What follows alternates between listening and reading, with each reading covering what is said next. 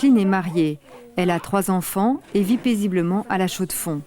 Une vie bien organisée et équilibrée.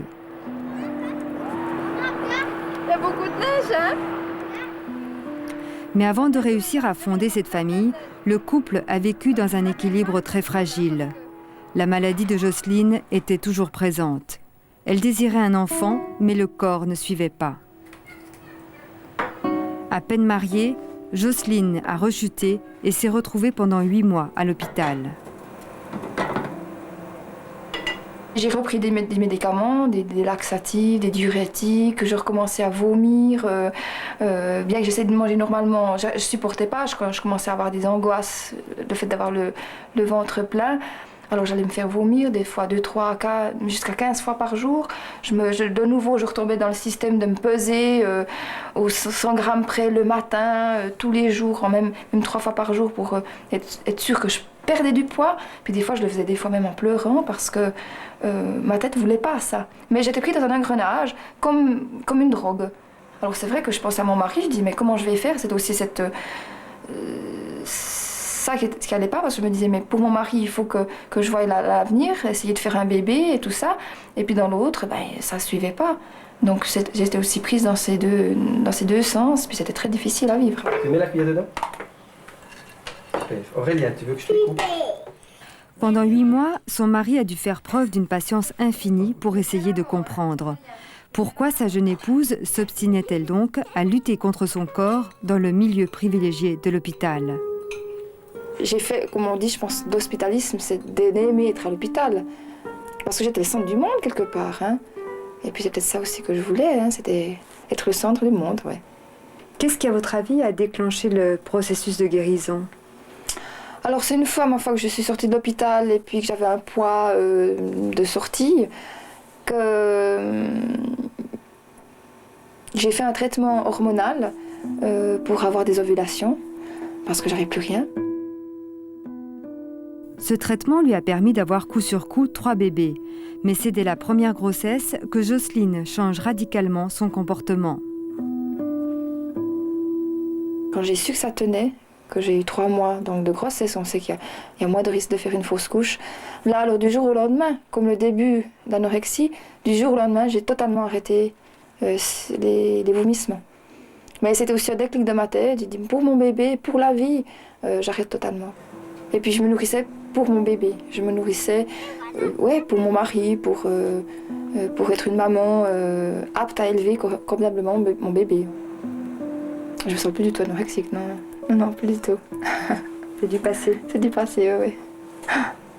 Donc à ce moment-là, vous avez accepté d'être adulte? Voilà. Ouais, je crois que je suis devenue adulte au moment où je suis tombée enceinte et puis que j'ai vu l'avenir, ouais. Voilà, Jocelyne est avec nous, bien sûr, ce soir. Bonsoir, Jocelyne. Bravo. Ce qu'on va retenir, en tout cas, de cette histoire, c'est un certain nombre de choses. D'abord, c'est qu'effectivement, le traitement est long, mais on l'a vu. Ça peut aboutir à une réussite. Et ça, je crois que c'est un message très important. Et puis, on a bien compris aussi que quand on retrouve une raison un peu de vivre pour soi-même et qu'on sait ce qu'on est en train de faire dans ce monde, ça va évidemment nettement mieux. Alors, docteur, on a entendu quelque chose quand même de très intéressant dans ce que dit Jocelyne. C'est ce rapport aux parents qui était insatisfaisant, qui était frustrant. Est-ce que ça veut dire que la thérapie que vous faites, vous, passe obligatoirement par un travail avec la famille? Alors je crois que ce qu'il faut retenir, c'est que c'est une maladie qui est tellement grave qu'on ne peut pas se permettre de s'arrêter à une seule approche thérapeutique pour l'aborder. Il faut, en plus, dans les traitements ambulatoires, il faut qu'on puisse garder le contact avec le patient ou la patiente. Donc il faut que, quelque part, on l'accompagne plutôt qu'on ne veuille absolument la faire passer par un chemin qu'elle ne veut pas forcément suivre. Alors il arrive qu'on puisse faire participer la famille, comme il arrive que ça ne soit pas possible. Il arrive aussi que, dans certains cas, ce soit indiqué justement de travailler individuellement, tout en tenant compte évidemment du contexte familial, et pas seulement la famille d'origine, mais aussi celle que la personne... Vous pouvez nous donner un exemple, par exemple, d'une situation où on travaille comme ça? Alors il y a un cas, par exemple, où on a pu travailler avec toute la famille qui restait, puisque l'anorexie s'était déclenchée une année après le décès du père, par exemple, et où là, en ayant tout le monde, on a pu aider et utiliser les ressources de chacun pour aider la personne qui ne s'alimente plus, ne voit plus personne, ne peut plus manger avec quelqu'un un repas normal. Ou alors il y a d'autres situations où tout d'un coup, on nous dit « Mon mari n'a jamais voulu discuter de notre couple et je voudrais profiter du fait que ma fille est malade pour forcer mon mari à entrer dans une thérapie. » Et là, je pense que c'était une bonne raison pour différer. Pas forcément entrer dans ce genre de demande. Ouais, En fait, alors, il s'agit d'analyser la capacité d'évoluer de la famille. Mais je crois que ce qu'il faut retenir aussi, c'est qu'il y a autant d'anorexie que d'anorexiques. On parle de l'anorexie mentale, mais en fait, c'est un trouble qui se greffe sur toutes sortes d'individus, dans toutes sortes de familles. Il y a des familles où, effectivement, on est horrifié de voir ce qui se passe au niveau des transactions, mais c'est rare. Et la plupart du temps, c'est des familles à laquelle on confierait nos enfants, parce que ce sont de très bonnes familles. Et si ce n'était pas de très bonnes familles, l'anorexique ne s'en sortirait pas et mourrait. Alors, une fois qu'on a ça en tête, peut-être que c'est plus facile à ce moment-là de travailler sur les sentiments de culpabilité qui immanquablement surgissent dans ce genre de situation. Et ce que je remarque, c'est qu'en disant aux gens qu'on ne sait pas, on ne sait toujours pas d'où ça vient, on ne sait pas quels sont les facteurs déclenchants. Pourquoi c'est une anorexie qui intervient plutôt qu'autre chose? Il y a des tas d'autres choses qui peuvent arriver à l'adolescence. Une délinquance, des troubles mentaux dissociatifs, il peut arriver une dépression grave. Pourquoi une anorexie? Tant qu'on ne le sait pas, on ne peut pas dire aux parents, écoutez, il faut absolument que vous fassiez quelque chose parce que c'est de votre faute si c'est arrivé. Ça, on ne peut pas le dire. Il n'y a pas de raison de le dire et à mon avis, c'est faux. Ce qu'on peut leur dire, par contre, et où on peut les accompagner, c'est leur montrer que leur attitude peut, malgré toute la bonne volonté qu'ils y mettent, elle peut chronifier les choses. Ils peuvent, par exemple, fixer le comportement alimentaire en regardant ce qu'il y a dans l'assiette, en regardant la manière de manger, alors que c'est que le poids qui est important. Vous m'aviez dit l'autre jour, quand on préparait ce sujet, c'est difficile de dire ce qu'il faut faire, mais on peut tout de même dire un certain nombre de choses à ne pas faire. Et je crois que au bout d'un certain temps, on repère certaines choses, certaines erreurs qu'il faut absolument éviter. Ouais. Et puis, quant à savoir ce qu'il faut faire, il faudrait déjà savoir ce qu'il faut faire avec nos propres enfants. Hein. Anne. Très souvent, les anorexiques, elles mettent du temps à venir chez le psychothérapeute parce qu'elles ne veulent pas accepter leur maladie, elles ne veulent pas admettre qu'elles sont malades. Mais alors, une fois qu'elles sont dans votre cabinet, quelle est votre stratégie pour le long terme, bien sûr? C'est un peu au coup par coup. Alors, je pense qu'elle pourrait peut-être témoigner que ce qui me paraît important, c'est d'avoir un contact et puis d'essayer de parler ensemble et puis de s'occuper de la personne et pas du trouble. Parce que, effectivement, c'est vrai qu'on a des cliniques derrière nous qui permettent de prendre en charge les anorexiques quand la situation est trop grave pour être gérable ambulatoirement. On ne peut pas se permettre ambulatoirement de traiter quelqu'un qui fait 27 kilos. Ce n'est pas possible. Mais à 38, 34, on peut se donner une légère marge. Et on peut négocier la question du poids en disant « mais si on doit intervenir par une hospitalisation, peut-être que là, ça vaudrait la peine que vous fassiez un effort pour rester dehors. » Et puis après ça, il y a le contact qu'il faut établir. Et là, mes anciennes patientes m'aident beaucoup parce qu'elles me disent « mais moi, je savais que j'étais trop maigre. Je ne le voyais pas dans le miroir, je ne voulais pas l'accepter, je voulais maigrir encore plus, mais il y avait quelque chose à l'intérieur de moi qui me disait que j'étais trop maigre. » Et de le dire à quelqu'un d'autre, est-ce que vraiment tu penses, si c'est une adolescente, ou est-ce que vraiment vous pensez que votre poids est trop élevé? Est-ce que vous voulez vraiment maigrir? Ou bien est-ce qu'il n'y a pas à l'intérieur de vous une petite voix qui... voilà, ça c'est une des manières d'entrer en contact dans un certain cas précis. Et puis il y en a d'autres dans d'autres cas. Mais on ne peut pas vivre en passant qu'à ne pas manger. Hein.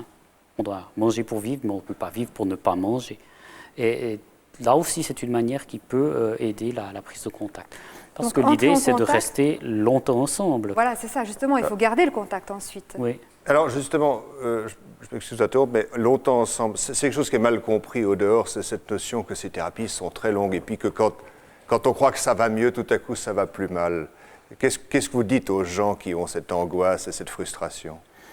Alors, ce que je dis, c'est que donner une définition de l'anorexie comme elle est dans les manuels, comme elle se trouve dans les manuels, c'est quelqu'un qui pèse moins de tant de kilos par rapport à sa taille et qui n'a plus ses règles pour les femmes, qui pense qu'il y a la terreur de la graisse. Ça, c'est une définition qui est utile entre nous. Mais par rapport aux personnes qui consultent, il y en a une autre qui, moi, m'est beaucoup plus utile, c'est de dire que c'est une maladie très grave qui est tout d'un coup un obstacle dans l'évolution de la personne, qui fait que pendant 1, 2, 3 ans, tout s'arrête, il n'y a plus rien qui évolue, il n'y a plus de contacts sociaux et qu'à ce niveau-là, c'est quelque chose de tellement grave qu'on ne peut pas imaginer qu'on va résoudre en 6 semaines quelque chose qui dure depuis tellement longtemps.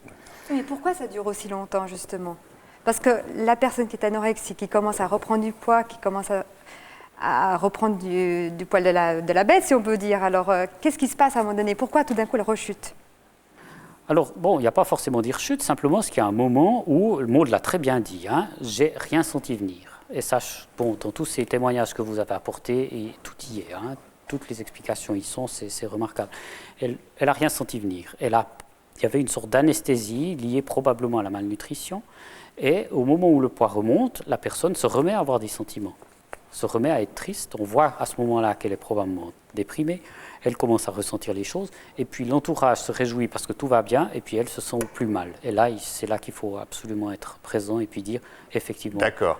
Je ne veux pas vous bousculer. Il nous reste presque plus de temps. Et je voudrais juste m'adresser au groupe ABBA encore une fois. Parce que je crois que c'est important que les gens sachent ce que vous pouvez offrir dans le groupe. Alors, qu'est-ce que vous faites justement face aux gens qui sont en thérapie et qui sont en proie à tous ces doutes? Qu'est-ce qu'on peut leur apporter de votre côté? Enfin, beaucoup de gens qui viennent chez nous ne sont pas encore en thérapie. Nous leur offrons des séances de soutien. Nous avons aussi un groupe où ils peuvent faire l'expérience de la thérapie pendant 4 séances, par exemple, parce qu'on encourage beaucoup les gens à entreprendre quelque chose avec un psychiatre ou un psychologue. Donc c'est la force de votre expérience personnelle qui va les aider peut-être à faire le chemin, c'est ça? Voilà. Et les malades et les anciens malades aussi participent à tout cela? Oui, et puis comme les gens sont au stade différent, une personne qui s'en est sortie ou presque, ça peut beaucoup encourager quelqu'un qui débute dans cette maladie. Alors justement, il y a quelqu'un là, c'est Jocelyne. Jocelyne, vous connaissez bien le groupe ABBA et pour cause? Je suis moi-même animatrice maintenant des montagnes de Châteloise et du Jura. Eh bien voilà, mais ça c'est le mot de la fin le plus merveilleux qu'on puisse entendre, c'est que l'ancienne malade maintenant travaille pour aider les autres. Alors je pense qu'on va conclure sur ces mots.